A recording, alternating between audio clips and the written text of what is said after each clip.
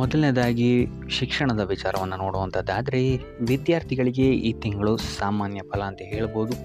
ನೀವು ಅಂದುಕೊಂಡಂತಹ ಫಲಿತಾಂಶವನ್ನು ನೀವು ಪಡೆಯಲು ಈ ತಿಂಗಳು ನೀವು ಸ್ವಲ್ಪ ಕಠಿಣ ಪರಿಶ್ರಮವನ್ನು ಹಾಕಬೇಕಾಗಬಹುದು.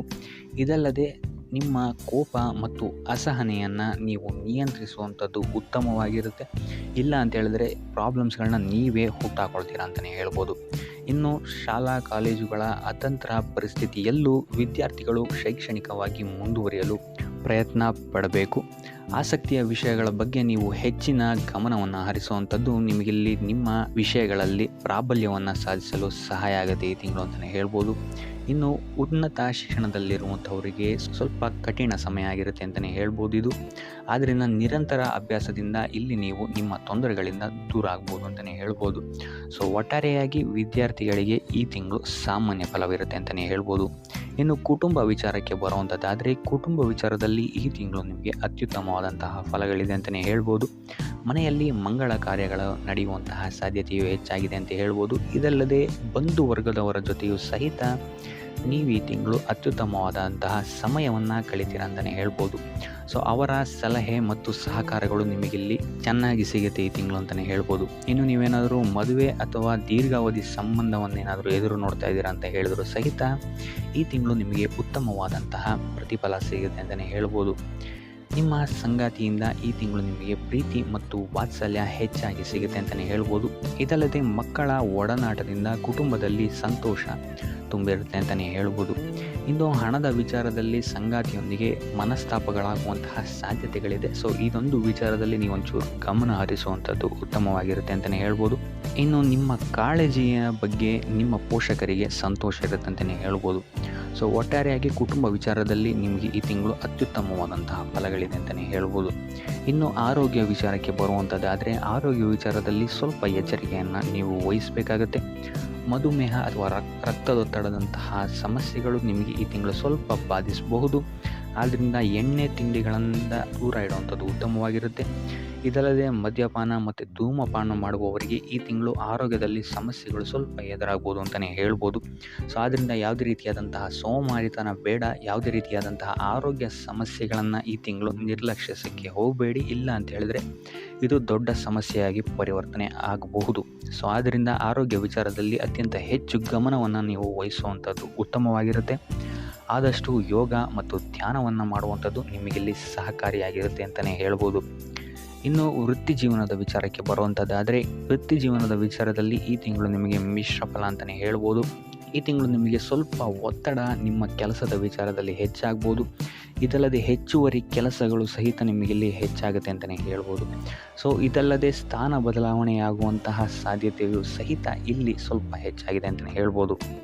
ಇನ್ನು ನಿಮ್ಮ ಕಾರ್ಯಕ್ಷೇತ್ರದಲ್ಲಿ ನಿಮ್ಮ ಸಹವರ್ತಿಗಳಿಂದ ಆದಷ್ಟು ಎಚ್ಚರಿಕೆಯಿಂದಿರಿ. ಯಾಕಂತ ಹೇಳಿದ್ರೆ ಮುಂದಗಡೆ ಚೆನ್ನಾಗಿ ಹೇಳ್ತಾರೆ, ಬಟ್ ಹಿಂದೆಗಡೆ ಹೋಗಿ ಕಿತಾಪತಿ ಮಾಡುವಂತಹ ಕೆಲಸಗಳು ಹೆಚ್ಚಾಗುತ್ತೆ ಅಂತಲೇ ಹೇಳ್ಬೋದು. ಸೊ ಆದ್ದರಿಂದ ಕಾರ್ಯಕ್ಷೇತ್ರದಲ್ಲಿ ಆದಷ್ಟು ವ್ಯರ್ಥವಾದ ವಿವಾದಗಳಿಂದ ದೂರ ಇರಿ. ನೀವಾಯಿತು ನಿಮ್ಮ ಕೆಲಸ ಆಯಿತು ಅಂತ ಇರುವಂಥದ್ದು ಉತ್ತಮವಾಗಿರುತ್ತೆ. ಇದಲ್ಲದೆ ಈ ತಿಂಗಳು ನಿಮಗೆ ನಿಮ್ಮ ಮೇಲಾಧಿಕಾರಿಗಳಿಂದ ಯಾವುದೇ ರೀತಿಯಾದಂತಹ ಬೆಂಬಲಗಳು ಸಿಗಲ್ಲ ಅಂತಲೇ ಹೇಳ್ಬೋದು. ಸೊ ಆದಷ್ಟು ತಾಳ್ಮೆಯಿಂದ ನಿಮ್ಮ ಕೆಲಸವನ್ನು ಮಾಡುವಂಥದ್ದು ಉತ್ತಮವಾಗಿರುತ್ತೆ. ಇದಲ್ಲದೆ ನಿಮ್ಮ ಪ್ರಮುಖ ಕೆಲಸಗಳು ಈ ತಿಂಗಳು ಪೋಸ್ಟ್ಪೋನ್ ಆಗುವಂತಹ ಸಾಧ್ಯತೆಯು ಹೆಚ್ಚಾಗಿದೆ ಅಂತ ಹೇಳ್ಬೋದು. ಇಲ್ಲ ಅಂತ ಹೇಳಿದ್ರೆ ಅಡೆತಡೆಗಳು ತುಂಬ ಹೆಚ್ಚಾಗುವಂತಹ ಸಾಧ್ಯತೆ ಇದೆ ಅಂತಲೇ ಹೇಳ್ಬೋದು. ಸೊ ಆದ್ದರಿಂದ ಮೊದಲೆರಡು ವಾರಗಳು ನೀವು ಆದಷ್ಟು ಗಮನ ವಹಿಸುವಂಥದ್ದು ಉತ್ತಮವಾಗಿರುತ್ತೆ. ತದನಂತರದ ವಾರಗಳು ನಿಮಗಿಲ್ಲಿ ಸ್ವಲ್ಪ ಪಾಸಿಟಿವ್ ಆಗುತ್ತೆ ಪರಿಸ್ಥಿತಿಗಳು ಅಂತಲೇ ಹೇಳ್ಬೋದು. ಇದಲ್ಲದೆ ನೀವು ಮಾಡುವಂತಹ ಕೆಲಸಕ್ಕೆ ನಿಮಗಿಲ್ಲಿ ರೆಕಗ್ನಿಷನ್ ಸಿಗದೆ ಹೋಗ್ಬೋದು. ಸೊ ಆದ್ದರಿಂದ ಯಾವುದೇ ರೀತಿಯಾದಂತಹ ಆತುರದ ನಿರ್ಧಾರಗಳನ್ನು ನಿಮ್ಮ ವೃತ್ತಿ ಜೀವನದಲ್ಲಿ ತಗೊಳ್ಳೋಕ್ಕೆ ಹೋಗಬೇಡಿ. ಆದಷ್ಟು ತಾಳ್ಮೆಯಿಂದಿರಿ. ಮುಂಬರುವಂತಹ ದಿನಗಳಲ್ಲಿ ಇದು ನಿಮಗೆ ಸಹಕಾರಿಯಾಗಿರುತ್ತೆ ಅಂತ ಹೇಳ್ಬೋದು. ಸೊ ಒಟ್ಟಾರೆಯಾಗಿ ವೃತ್ತಿ ಜೀವನದಲ್ಲಿ ನಿಮಗೆ ಈ ತಿಂಗಳು ಮಿಶ್ರ ಫಲ ಅಂತಲೇ ಹೇಳ್ಬೋದು. ಇನ್ನು ಹಣಕಾಸಿನ ವಿಚಾರಕ್ಕೆ ಬರುವಂಥದ್ದಾದರೆ ಹಣಕಾಸಿನ ವಿಚಾರದಲ್ಲಿ ಈ ತಿಂಗಳು ನಿಮಗೆ ಅತ್ಯುತ್ತಮವಾದಂತಹ ಫಲಗಳಿದೆ ಅಂತಲೇ ಹೇಳ್ಬೋದು.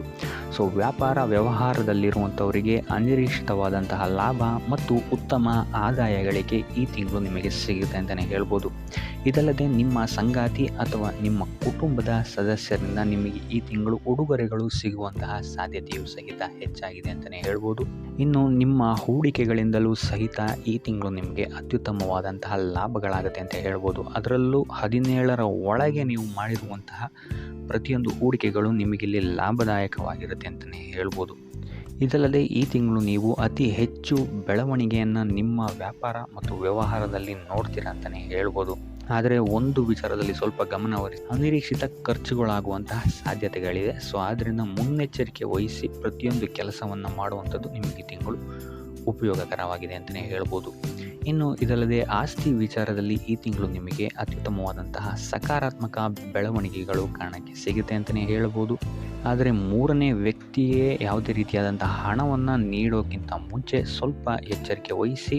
ಯಾಕಂತ ಹೇಳಿದ್ರೆ ಕೊಟ್ಟಂತಹ ಹಣ ಮತ್ತೆ ಹಿಂತಿರುಗಿ ಬರುವಂಥದ್ದು ಸ್ವಲ್ಪ ಕಷ್ಟ ಆಗಬಹುದು. ಸೊ ಆದ್ದರಿಂದ ಹಣವನ್ನು ಸಾಲವಾಗಿ ನೀಡೋಕ್ಕಿಂತ ಮುಂಚೆ ಪ್ರತಿಯೊಂದನ್ನು ಗಮನಿಸುವಂಥದ್ದು ಉತ್ತಮವಾಗಿರುತ್ತೆ ಅಂತ ಹೇಳ್ಬೋದು. ಇನ್ನು ಇದಲ್ಲದೆ ಈ ತಿಂಗಳು ನೀವೇನಾದ್ರು ಬಟ್ಟೆ, ಕಬ್ಬಿಣ ಅಥವಾ ಸಿಮೆಂಟ್ಗಳ ಮೇಲೆ ನೀವೇನಾದ್ರು ಹೂಡಿಕೆ ಮಾಡ್ತೀರಾ ಅಂತ ಹೇಳಿದ್ರೆ ನಿಮಗೆ ಈ ತಿಂಗಳು ಉತ್ತಮವಾದಂತಹ ಲಾಭ ಸಿಗುತ್ತೆ ಅಂತ ಹೇಳ್ಬೋದು.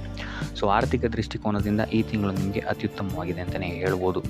ಇನ್ನು ಉಪಾಯ ವಿಚಾರಕ್ಕೆ ಬರುವಂಥದ್ದಾದರೆ ನಿತ್ಯ ಶ್ರೀಲಕ್ಷ್ಮಿಯ ಪೂಜೆ ಮತ್ತು ಮಂತ್ರವನ್ನು ಪಠಣೆ ಮಾಡುವಂಥದ್ದು ನಿಮಗೆ ನಿಮ್ಮ ಕಾರ್ಯಕ್ಷೇತ್ರದಲ್ಲಿ ಆಗ್ತಿರುವಂತಹ ಮತ್ತು ವಿದ್ಯಾಭ್ಯಾಸದಲ್ಲಿ ಆಗ್ತಿರುವಂತಹ ತೊಂದರೆಗಳಿಂದ ಆಚೆ ಬರೋಕ್ಕೆ ಸಹಕಾರಿಯಾಗಿರುತ್ತೆ ಅಂತಲೇ ಹೇಳ್ಬೋದು. ಸೊ ಇದಾಗಿತ್ತು ಈ ತಿಂಗಳ ನಿಮ್ಮ ರಾಶಿ ಭವಿಷ್ಯ.